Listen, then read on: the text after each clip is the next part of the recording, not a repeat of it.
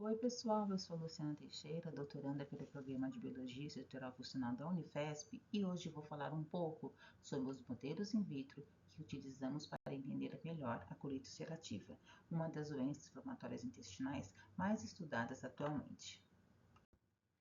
A colite ulcerativa é uma doença inflamatória crônica que afeta principalmente o intestino grosso, o cólon e o reto. Os sintomas mais comuns são dor abdominal, diarreia com sangue e perda de peso. É uma doença que, além de causar grande impacto na qualidade de vida, aumenta o risco de câncer coloretal. Nos últimos anos, o número de casos tem crescido bastante, cerca de 3 milhões em 1990 e para quase 5 milhões em 2019. Na fisiopatologia da colite ulcerativa, no lado esquerdo, nós temos o epitélio intestinal com a barreira epitelial íntegra. À direita, o primeiro evento é a quebra da barreira intestinal, o que aumenta a permeabilidade. Isto expõe o organismo a antígenos luminais e componentes da microbiota. A partir daí, células imunes, como células dendríticas, apresentadoras de antígenos, são ativadas. Há a liberação de proteínas pró-inflamatórias e isso leva à inflamação crônica e ao dano tecidual característico da doença. Olha só, aqui a gente tem uma visão bem legal da barreira intestinal, que é uma estrutura essencial para manter o equilíbrio entre o que acontece dentro do intestino e o restante do corpo. Nessa região aqui superior, região apical, dá para ver duas camadas de muco. A camada externa, chamada de outer mucus, é mais solta e menos densa. E é justamente aí onde vive a nossa microbiota, aquelas bactérias boas que ajudam na digestão e produzem substâncias importantes para a saúde intestinal. Já a camada interna, o inner mucus, é bem mais densa e quase sem bactérias. É ela que faz a proteção direta das células do intestino, impedindo que micro-organismos ou toxinas entrem em contato com o epitélio. Logo abaixo vem a camada de células epiteliais, que formam uma espécie de tapete contínuo de células muito bem organizadas. Essas células são responsáveis por absorver nutrientes, secretar muco e controlar o que pode e o que não pode atravessar essa barreira. Entre elas, a gente encontra as junções celulares, que são como soldas dessa parede protetora. As tight junctions, ou junções de oclusão, funcionam como zíper, mantendo tudo bem vedadinho. As gap junctions permitem que as células conversem entre si. Já os desmossomos garantem a sustentação e firmeza, mantendo as células grudadas umas às outras.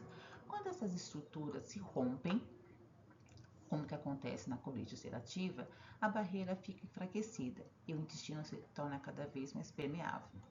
E olha que interessante, ali em cima, aqui olha, as bolinhas coloridas representam a microbiota intestinal, formando um conjunto enorme de micro-organismos que vivem em harmonia com a gente. Os modelos in vitro permitem estudar os mecanismos celulares e moleculares da colite sem a complexidade de um organismo inteiro. São modelos éticos, que reduzem o número de animais, e também muito úteis para testar novos medicamentos e compostos naturais. Eles oferecem controle total das variáveis experimentais, permitindo experimentos reprodutíveis e mais rápidos.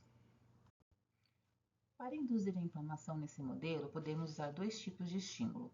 O primeiro é o DSS, o sulfato de sódio dextrano, que causa um dano direto nas células, imitando a lesão química da barreira intestinal. O segundo é o TNF-alfa, uma citocina inflamatória presente em pacientes com doença inflamatória intestinal, que afeta as junções celulares e aumenta a permeabilidade. A escolha entre eles depende do foco do estudo. O DSS reproduz o dano tóxico direto, enquanto o TNF-alfa simula a inflamação mediada pelo sistema imune. Uma forma de avaliar a integridade dessa barreira é medir a resistência elétrica transepitelial, o TER. O princípio é simples: se a barreira está íntegra, a resistência elétrica é alta. Se está danificada, a resistência cai. Por isso, o TER é considerado o padrão ouro para confirmar se o modelo in vitro realmente formou uma barreira funcional.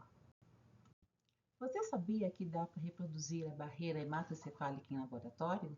Vou explicar de forma mais detalhada como é feito. Essa figura é de um trabalho em que foram utilizadas células endoteliais para mimetizar a barreira hematoencefálica. Seria feita de forma similar para as CACO, as células intestinais. Vamos conhecer o passo a passo do modelo in vitro.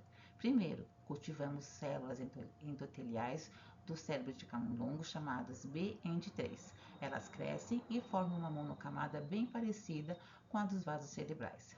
Depois, essas células são semeadas em uma placa transwell, que tem uma membrana semipermeável, criando dois compartimentos.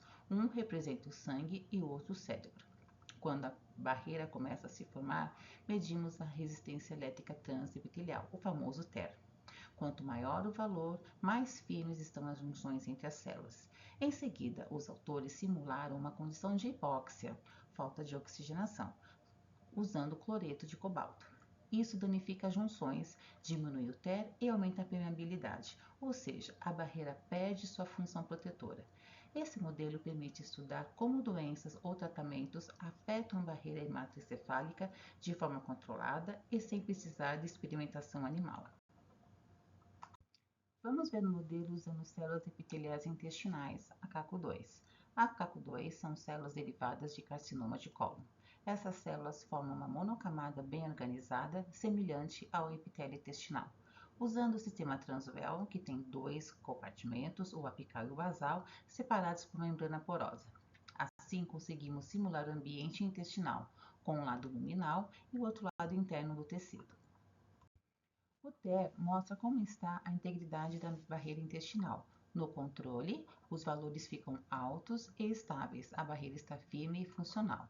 Com DSS ou TNF, o TER cai bastante, indicando aumento da permeabilidade e desorganização das junções entre as células. Já com o tratamento, recupera, mostrando que o composto ajudou a restaurar a resistência da barreira, ou seja, TER alto, barreira íntegra, TER baixo, barreira danificada. E se o TER voltar a subir, o tratamento funcionou.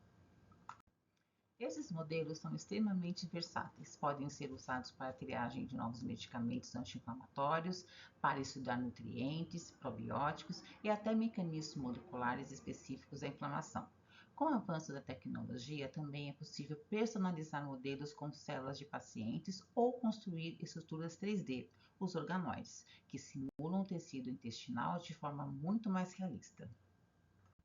Os modelos in vitro são ferramentas poderosas para estudar a colite ulcerativa. Eles ajudam a entender os mecanismos da doença e a desenvolver novas terapias de forma ética, controlada e inovadora. O TER se destaca por ser uma medida simples e confiável para avaliar a saúde da barreira epitelial, e o futuro aponta para sistemas ainda mais complexos, como os gut-on-a-chip, que integram células epiteliais, imunes, neurais e até a microbiota, simulando o intestino humano de forma quase completa. Com a padronização dos protocolos e o avanço das tecnologias, esses modelos in vitro vão se tornar cada vez mais precisos, ajudando a descobrir novas terapias para a doença inflamatória intestinal.